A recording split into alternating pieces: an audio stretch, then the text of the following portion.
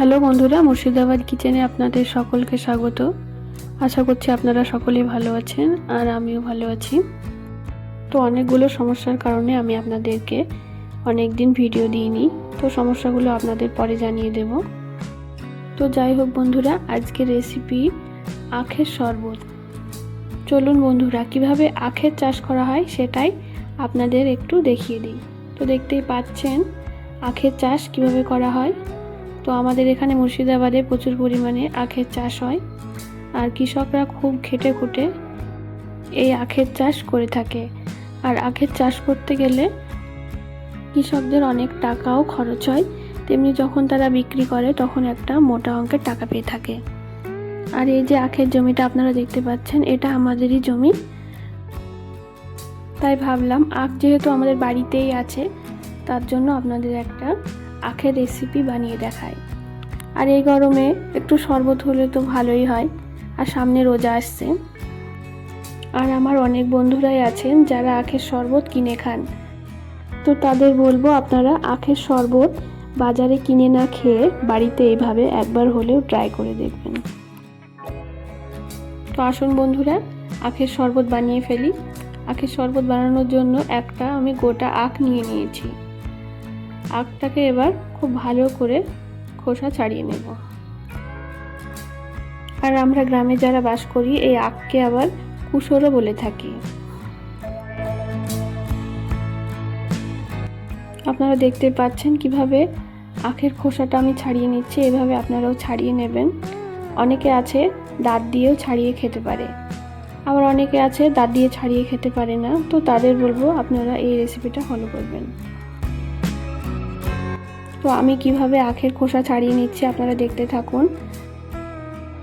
আর একটা কথা আপনাদের সামনে না বললেই না, কারণ আমি একসময় ভেবেছিলাম চ্যানেলটা একেবারে বাদ দিব, কিন্তু আমার বাংলাদেশি বন্ধুরা যারা আছে তাদেরকে আমি অসংখ্য ধন্যবাদ জানাই। আজকে আমি তাদের জন্য আবারও একটা রেসিপি নিয়ে হাজির হয়েছি।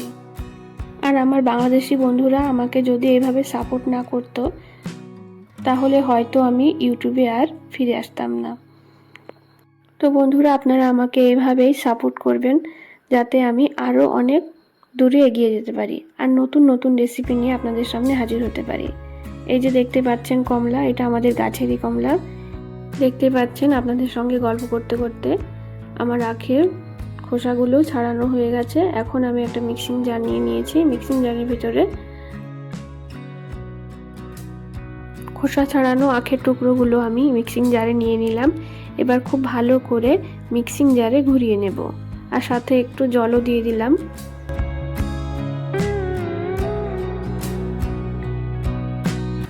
আপনারাও যখন আখের শরবত বানাবেন তখন এইভাবে একটু জলও দিয়ে দেবেন, না হলে আবার মিক্সিং জারটা ঘুরতে চাইবে না আর মিক্সিং জারটা ভেঙে যাওয়ার সম্ভাবনাও থাকে।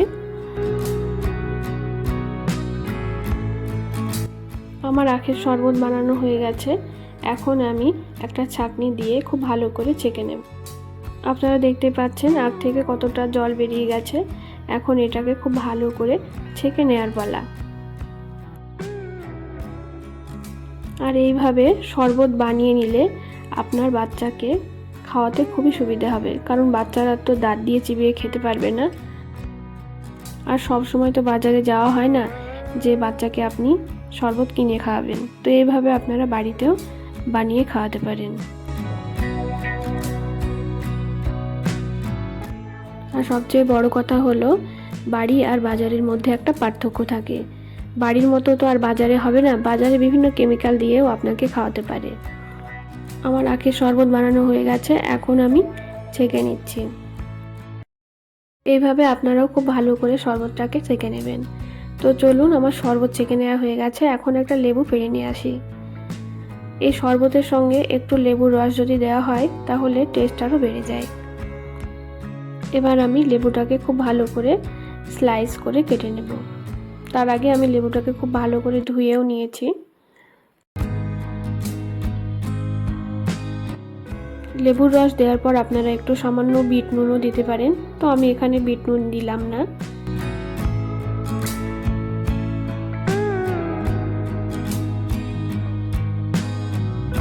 বন্ধুরা, আপনারা দেখতে পাচ্ছেন খুব সহজেই আখের শরবত আমার বানানো হয়ে গেছে।